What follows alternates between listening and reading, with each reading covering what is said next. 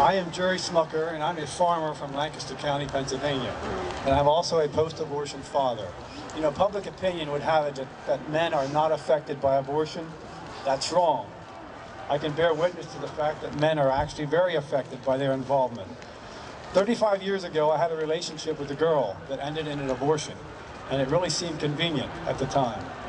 What I didn't realize then was how this would affect me for the next 30-plus years of my life. Without my even realizing it, the guilt of what I had been part of created anxiousness, anxiety, and a hidden anger deep inside of me that I could not understand. My father and I were very close, and when he died of brain cancer 2 years ago, my anger boiled over. My wife suggested, or actually insisted, that I get help. And through my counseling for anger, my experience with abortion finally came out.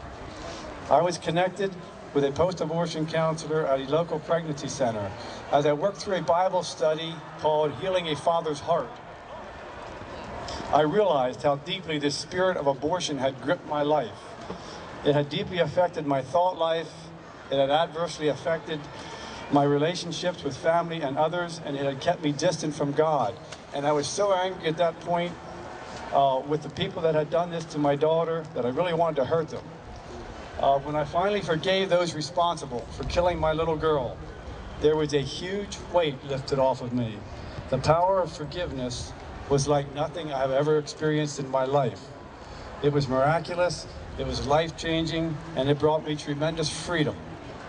I was free of the anxiety and the anger and the anxiousness that had been with me for so many years.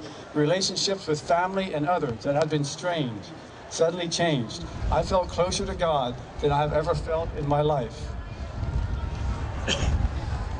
I now have a joy in living that I had never experienced before. I will probably never stop grieving for my daughter, but I can tell you that I no longer carry the guilt or the shame for what I have done.